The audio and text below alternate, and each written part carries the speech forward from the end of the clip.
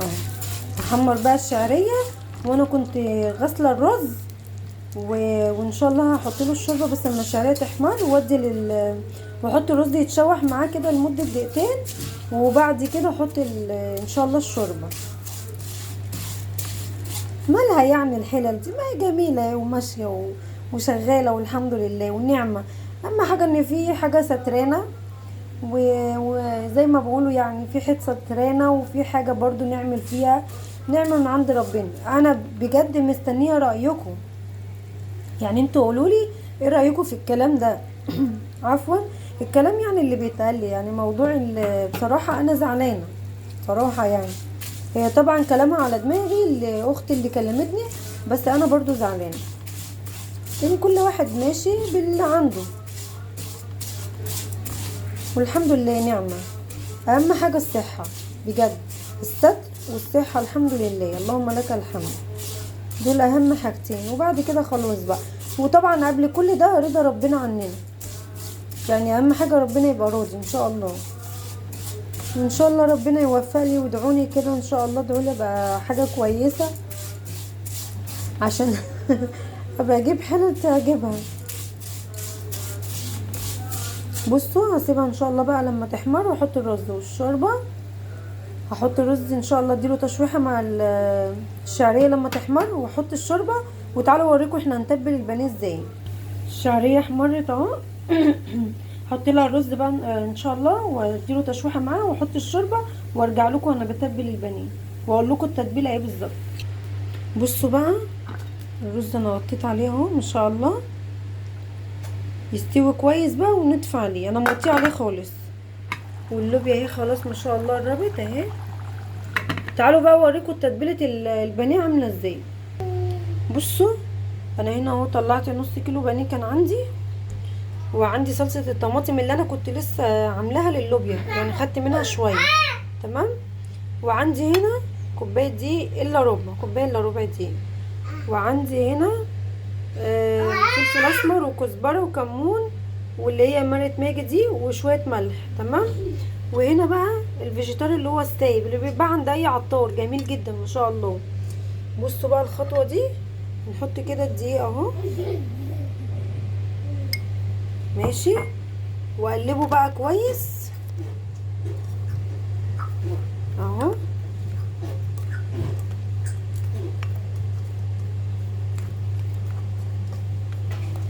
بصوا اهو، هتخلطوا الدقيق جوه الفيجيتار السايب ده كويس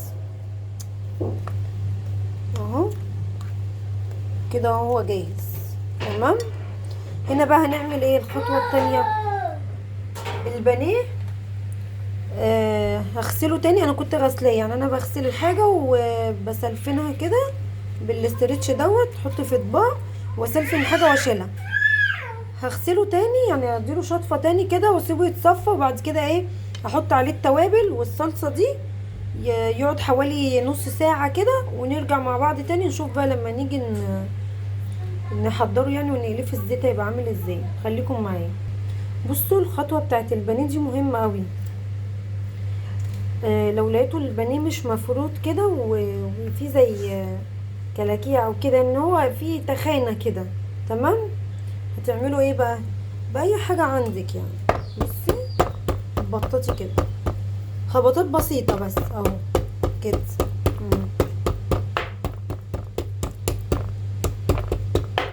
هتلاقوها ما شاء الله اتبططت. بصوا بتبقى عامله ازاي، تتفرد وتبقى جميله.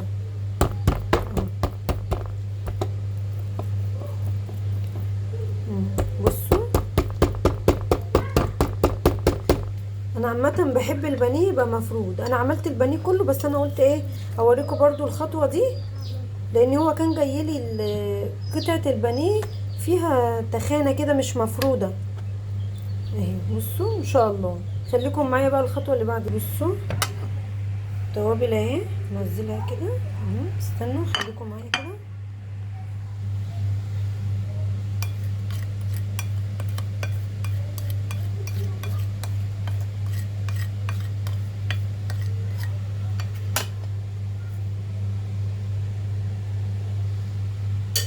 اهي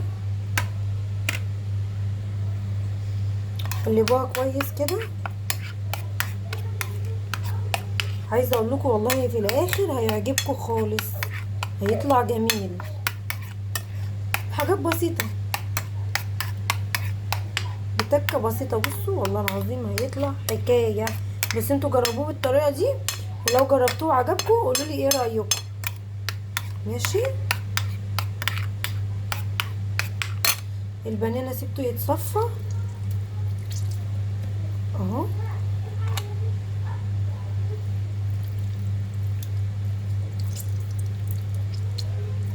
هحط بقى البانيه كله في التتبيله وارجع لكم. بصوا انا هنا ايه حطيته اهو في التتبيله، وحطيت له اللي هو الاسترتش بتاع الاكل يعني اهو. فلفلته كويس. لو ما عندكيش حطي كيس اي حاجه، المهم ان انت تسيبيه لمده نص ساعه كده ولا حاجه، ان هو ايه يشرب التتبيله كويس. تعالوا بقى نشوف الرز اتعمل هو واللوبيا. بصوا ما شاء الله طلع جميل. بصوا مفلفل اهو ما شاء الله. بصوا انا لسه طافيه عليه والله دلوقتي اهو. بصوا عامل ازاي ان شاء الله.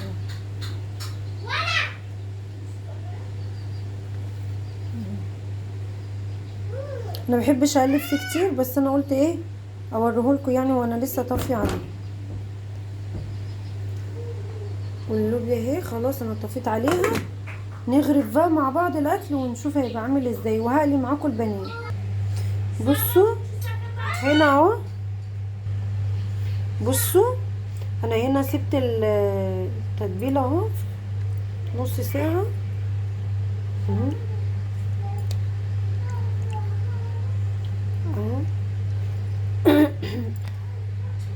هدخلها هنا. بصوا انا هنا حاطه ميه، هدخلها هنا في الفيجيتار، وبعد كده ارجعها الميه، وبعد الميه ارجعها تاني، وبعد كده على الزيت.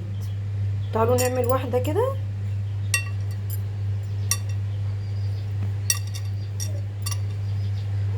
انا بصراحه مش عارفه اعمل عشان الموبايل ماسكاه طبعا وانا بصور وشغاله بايد واحده، فانا هعمل لكم واحده واتبله كله ونرجع مع بعض تاني.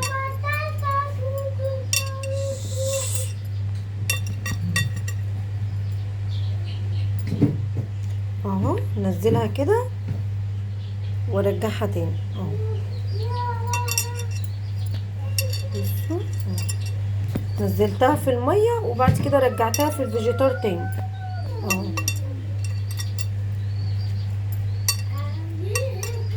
هخلص بقى التتبيله كلها يعني، هحطهم كلهم في الفيجيتار زي ما قلت لكم، ارجعهم الميه واخلصوا ونرجع مع بعض واحنا بنقلي. بصوا انا حاطه الزيت اهو. بسم الله الرحمن الرحيم.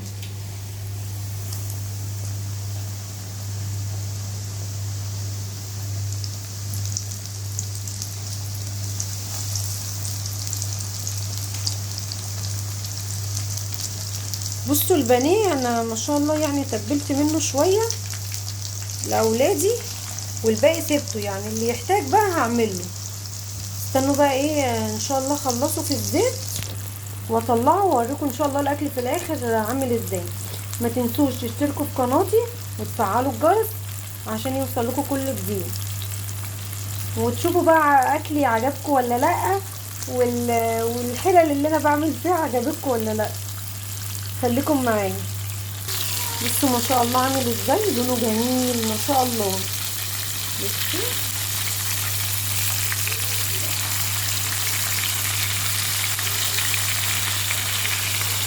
انا اسفه طبعا لو بطول عليكم، بس انا حبيت والله يعني اعمل معاكم الفيديو ده النهارده من البدايه للنهايه. اشتركوا في قناتي وفعلوا الجرس عشان يوصلكوا كل جديد. واكتبوا لي بقى في الكومنتات ايه رايكم، الاكل عجبكم ولا لا. هو طبعا حاجه بسيطه بس الحمد لله نعمه الحمد لله، اللهم لك الحمد. خليكم معايا بقى لحد ما اخلصه واحضر الاكل، وشوفوا في الاخر الاكل هيبقى طالع عامل ازاي. بصوا بقى انا غرفت الاكل اهو. قولوا لي ايه رايكم. بصوا حاجه بسيطه وجميله، شكل وطعم وريحه وكل حاجه، والله العظيم الاكل طلع تحفه. قولوا لي بقى، ما تنسوش تقولوا لي ايه رايكم، الاكل عجبكم ولا لا. بصوا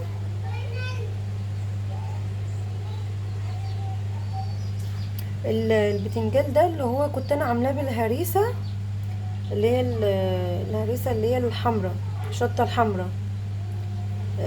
كنت عاملاها لكم في فيديو. دي اهي بتنجان اهو، انا كنت متبلاه، واللوبيا اهي ما شاء الله جميله جميله ما شاء الله.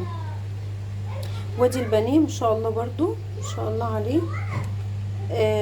لو عايزه تعملي البانيه سمك اعلى من كده، يعني الطبقه بتاعته تكون اتخن من كده مثلا، هتحطيه في الميه وتطلعيه تاني كذا مره، تحطيه في الفيجيتار وتطلعيه وتحطيه في الميه، تحطيه في الفيجيتار كده، وهكذا حسب ما انت عايزه، يعني حسب الطبقه اللي انت عايزاها. انا عندي ولادي بيحبوا الطبقه تبقى مليانه كده. ان شاء الله اشوفكم في فيديو جديد.